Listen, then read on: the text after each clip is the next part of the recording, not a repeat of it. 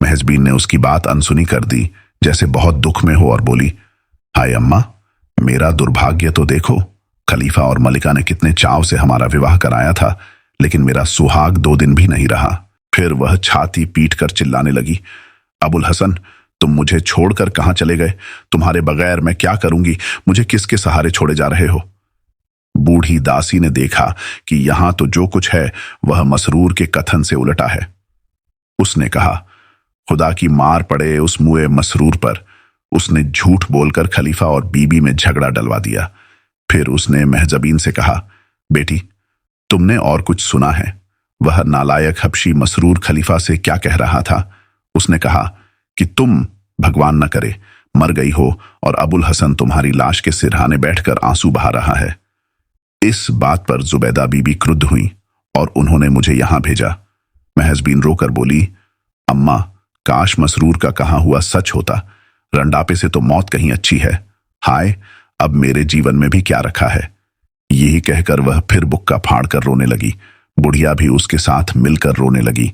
इसी विलाप के बीच उसने चतुरता से अबुल हसन के मुंह से पगड़ी उठाकर मुंह देखा और रोती हुई बोली, अबुल हसन, भगवान तुझे स्वर्ग भेजे और तेरी आत्मा को शांति दे।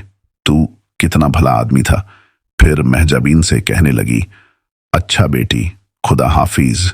मैं तो चाहती थी तुम्हारे साथ बैठकर मातम करती रहती, किंतु कुछ ऐसी विवशता है कि तुम्हारे यहां अधिक नहीं ठहर सकूंगी।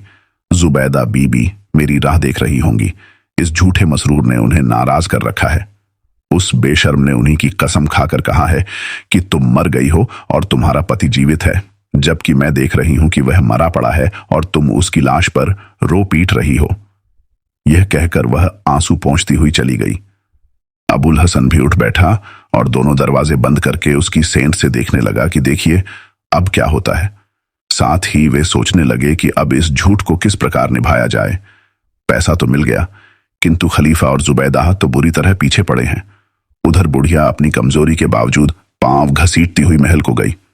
वह जुबैदा के कमरे में पहुंची और उसे बुलाकर सारी बात बताई। उसने कहा, मेरे साथ आओ और सारी बात खलीफा के सामने बताओ। मसरूर खुश खुश बैठा था कि दासी वही कहेगी जो मैंने कहा है, लेकिन दासी मसरूर से बोली, मियां, तुम बड़े ही झूठे आदमी हो। तुमने कैसे यहां सबके सामने कहा कि महजबीन मर गई है और अबुल हसन जीवित है? मैंने खुद अपनी आंख से देखा कि वह मरा पड़ा है और बेचारी महजबीन छाती पीट पीट कर रो रही है।